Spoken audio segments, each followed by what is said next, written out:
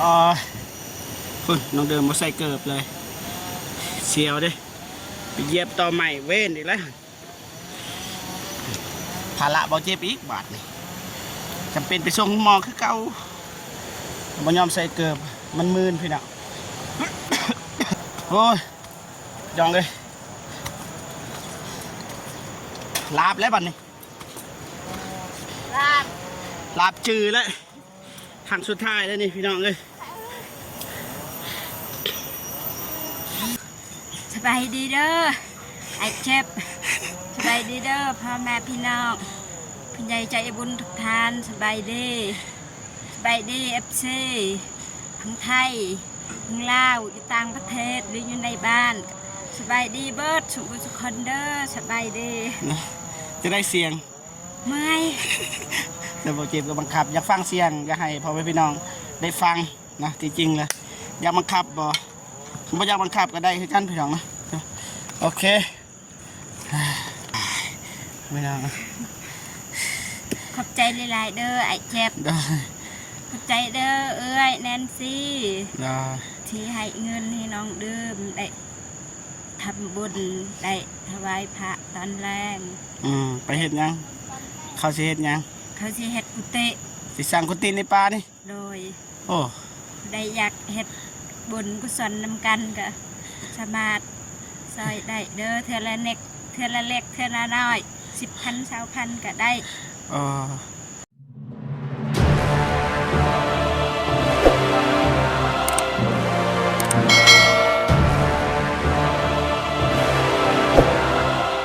สบายดีและสวัสดีพ่อแม่พี่น้องเบิดสุขูสุคนเนาะทำในลาวและก็ต่างประเทศนะก็ยินดีต้อนรับเข้าสู่ซองเบาเจ็บพี่น้องเนาะบางทีก็มาสะพายน้องเดิมพี่น้องเนาะเอาเงินให้เนาะเงินจะเป็นของ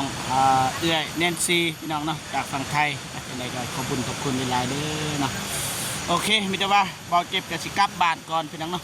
น้องเดิมกับสิกับไปนำกันพี่น้องเนาะก่อนสิกับบ้านกับเบาเจ็บมีแนวแปลกๆพี่น้องเนาะเห็นเพิ่งพี่น้องเนาะจะว่าแม่เพิ่นทายวิสัยบ่ฮู้พี่น้องเนาะเลือดแต่หังนี่เด้อพี่น้องเด้อนี่พี่น้องใหญ่ขนาดพี่น้องนี่ที่ซูมให้เบิ่งนี่ทางเพิ่งพี่น้องจะบ่เห็นแม่นะด้านล่างก็เห็นนี่วิดตัวนี้ก็มีทางล่างนี่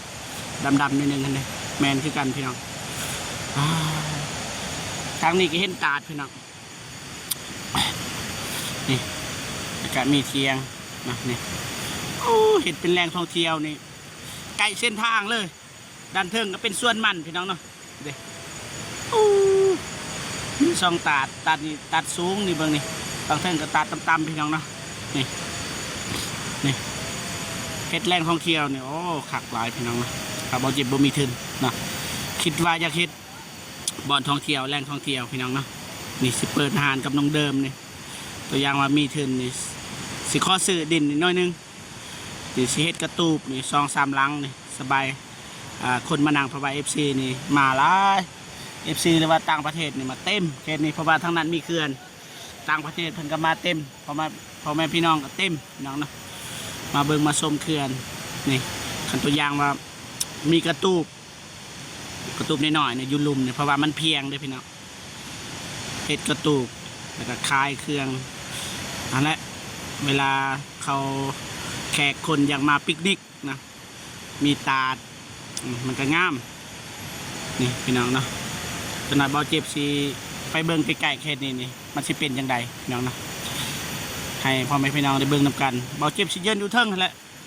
คันพ่อแม่พี่น้องได้เห็นนี่มันใกล้เส้นทางพี่น้องมันมีหลักไฟฟ้าเห็นบ่พี่น้องนี่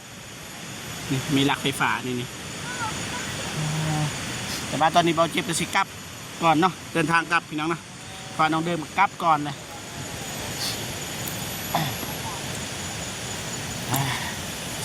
บ่มีเงินพี่น้องถ้ามีเงินเนี่ยแหล่งท่องเที่ยวเห็ดกระตูบนิดหน่อยนะบ่แม่นว่าเวอร์ว่าอลังการนะสิเห็ดใหญ่ๆ3-4 กระตูบพอได้ให้คนมานั่งลิ้นเนาะเลยก็คล้ายเครื่องดื่มทางเทิงก็สิเฮ็ดห้านแบบนั้นแห้งคักเพราะว่านี่มีคนท่องเที่ยวเฮ็ดเปียกเฮ็ดงานทางนี้นี่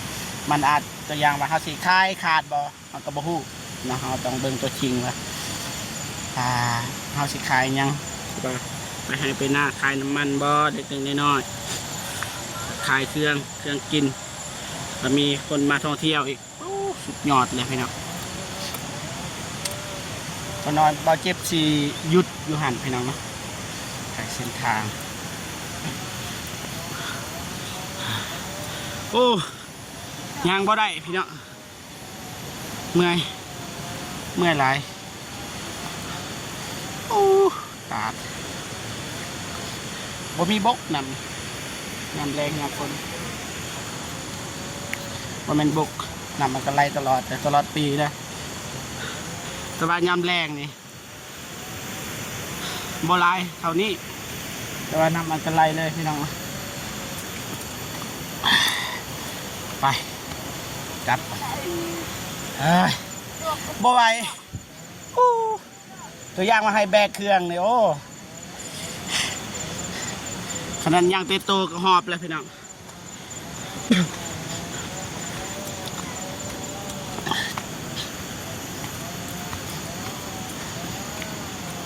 ไป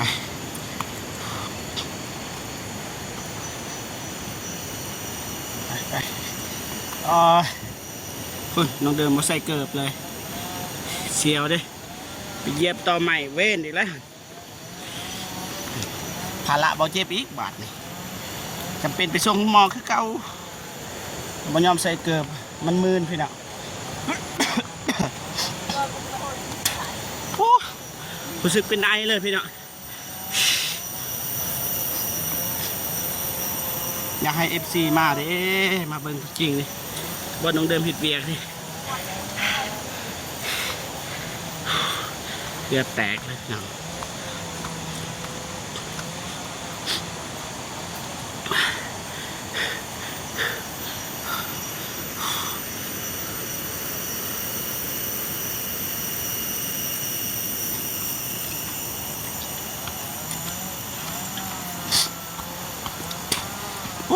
บันได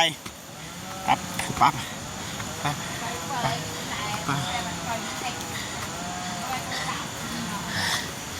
แล้วไพ่เป็นคนเห็ดนี่โอ้เห็ดน้ำกันป่ะโอ้ผู้ใดมาทางนี้ก็เห็ดซอยกันเนาะเห็ดกันผักกันบ่ต้องเดิมแข่งผักให้เมื่อยโอ้บ่พักเลยสันวิดจังพัก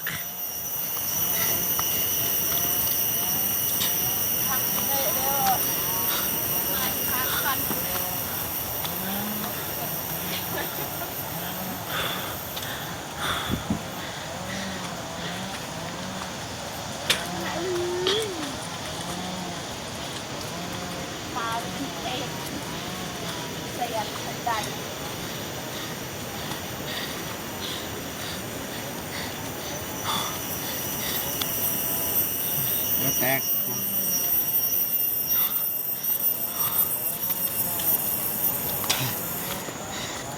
โอ้ย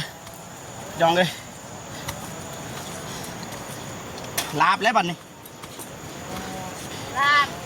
ลาบจืดแล้วทางสุดท้ายแล้วนี่พี่น้องเลย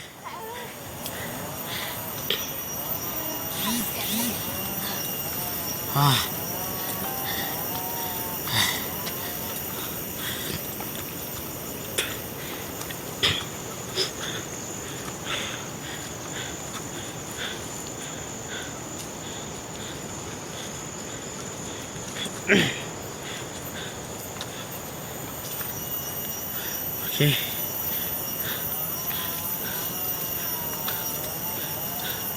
โอเคมาเลย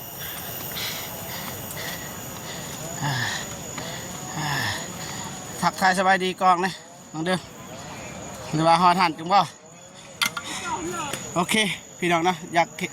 ากยินเสียงของน้องเดิมเวลาทักทายกองกันโอเคสบายดีเด้อไอ้เจ็บสบายดีเด้อพ่อแม่พี่น้องพี่ใหญ่ใจบุญทุกท่านสบายดีFC พ ทั้งไทย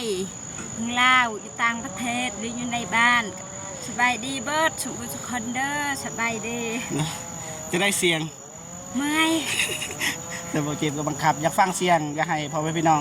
ได้ฟังนะที่จริงเลยอยากบังคับบ่อยากบังคับก็ได้ให้กันพี่น้องนะโอเคไม่ได้นะ ขอบใจหลายๆเด้อไอ้เจ็บ ได้ ขอบใจเด้อเอ้ยแนนซี่ ได้ ที่ให้เงินให้น้องดื่มได้ทำบุญได้ถวายพระตอนแรง ไปเฮ็ดหยังเขาสิเฮ็ดหยัง เขาสิเฮ็ดกุฏิ สิสร้างกุฏิในป่านี่ โดย โอ้ ได้อยากเฮ็ดบุญกุศลนำกันก็สามารถซอยได้เด้อเทื่อละเล็กเทื่อละเล็กเทื่อละน้อย10,000 20,000ก็ได้ โอเคได้โอเคบ่เป็นหยังไปมีแต่ว่าผู้ใดอยากสร้างบุญก็เฮ็ดนำกันบางทีบ่เจ็บมีเงินก็สิเฮ็ดนำกันนั่นแหละพี่น้องนะโอเคไปกลับ เพราะผิดพลาดประกันใดก็ขอโทษขออภัย เมื่อยนะ โดย โอเคไป กลับค่อยเด้อไอ้เจ็บค่อยไปค่อยมา เพื่อแตกพี่น้องเพิ่นเพราะมันเมื่อยนะโอเคมีแต่ว่าเฮาสิเดินทางกลับก่อนนะสิไปถ่ายตาให้เบิ่งพี่น้องนะไปทางนั้นใกล้บ่ เซ่บ่ฮู้คือกัน มีแต่ว่าเชิญน้องกลับก่อนขี่รถนั่นนะเพราะว่ารถนี่ ค่อยมาเด้อไอ้เจ็บ เด้อ อยู่ดีไม่แห้งกลับก่อนเด้อส เด้ บา อย ดี บ่แม่นว่าให้บ่อยากให้ขี่แต่มันลำบากยันลบ เด้อ เด้อ ใจว่าเป็นหยัง เด้อไป กลับก่อน ไปพี่น้องเดินทางกลับบ้านแล้วมือค่ำแล้ว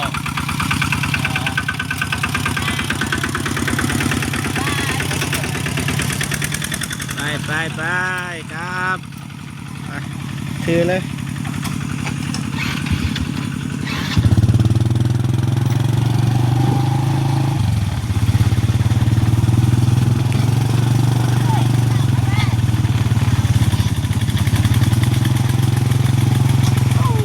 เปิดได้ผู้หญิงพี่น้องครับได้ผู้หญิงก็ธรรมดาลมอยู่นี่ละพี่น้องลมอยู่นี่ละโอ้กอดเลยผู้หญิงขับรถขับผู้ชายพี่น้องโคตรร้ายเฉื่อยเพิ่นสร้างครอบครัวแล้วบ่ บ่ ยังโสดบ่ จะยังสู้ ยังโสดเนาะว่ามีคนมาดูแลที่อายของน้องเดิมกับค่าเบียกให้คนอื่นกันพี่น้องเนาะทางนี้นี่เบียกของน้องเดิมพี่น้อง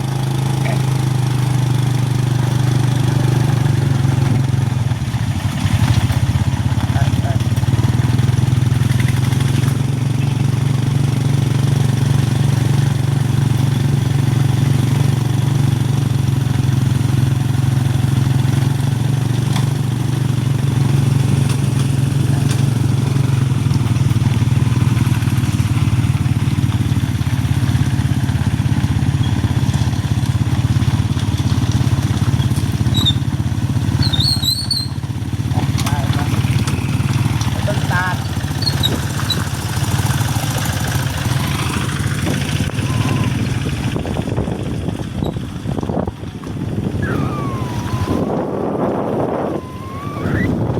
สวัสดี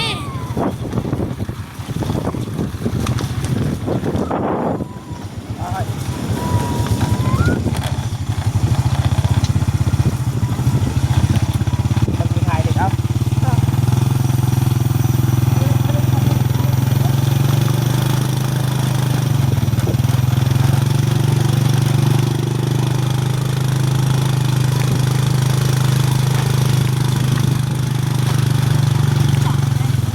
ลงทางนี้บ่ ขอแทงเปล่าเลย โอ้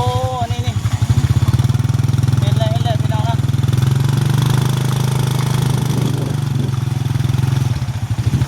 นี่พี่น้องนะอันนี้ตาตรงกีนี่พี่น้องนี่ลงลุมเลยนี่ตาที่หนึ่งจะลงตาที่สองพี่น้องนะ ตีสาม ตาที่สามอีกโอ้นี่ตัวอย่างเขาเฮ็ดอยู่นี่แหล่งท่องเที่ยวนี่ครับนี่มีธรรมศาสตร์นี่ใกล้ทางอันนี้ก็สายไฟเลยพี่น้องเนาะนี่ ครับไป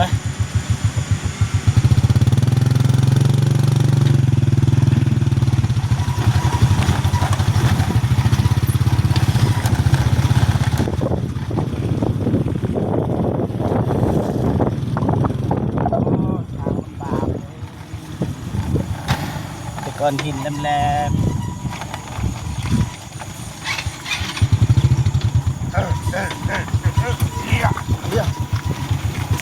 โอ้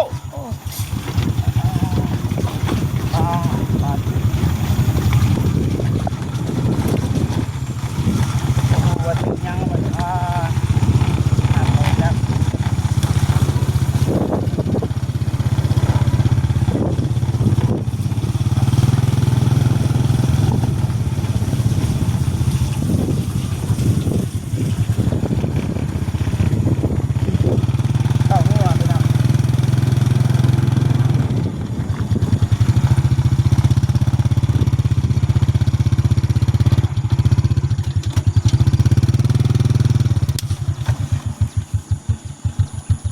ไปขาน้องเดิมก่อนพี่น้องนะ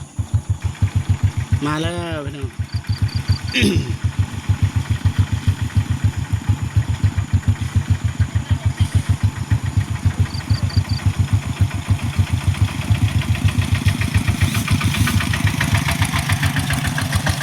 จับไปนั่นนะ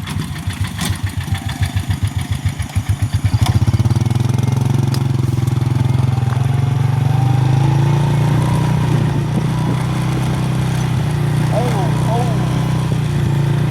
โอ้โอ้โอ้โอ้บอลเจ็บกระบุเลยพี่น้อง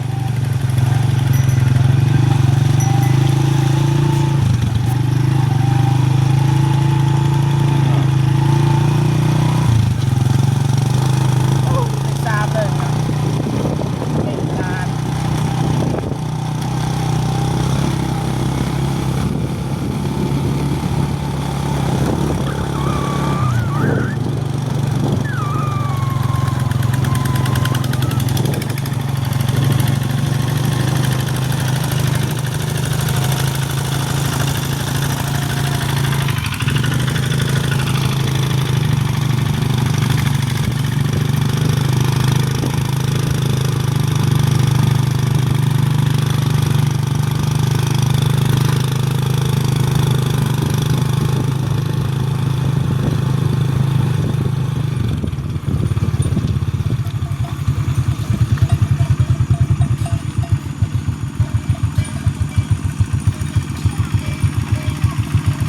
มาแล้ว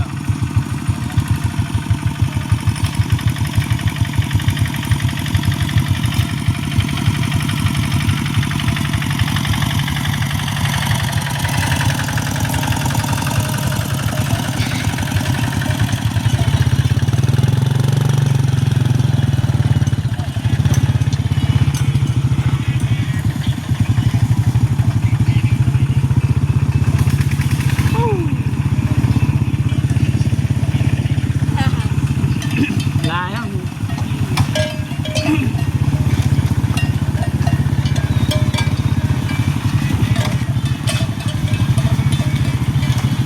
โอ้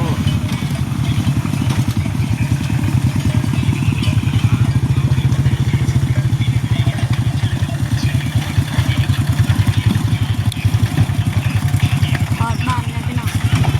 บานแล้วถึงบานแล้วระวังนะครับ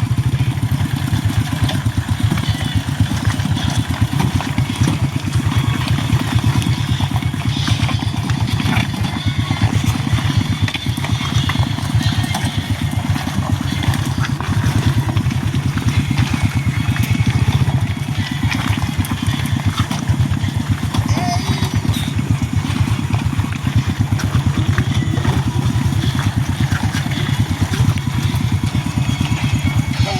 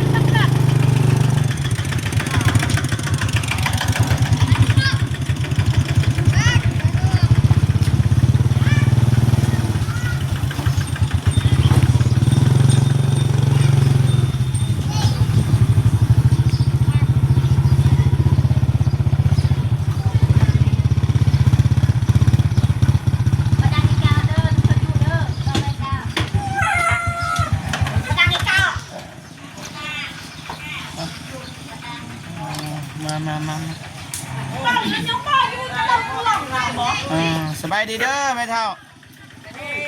สบายดีเด้อเอ้ยมาฮอดแล้วพี่น้อง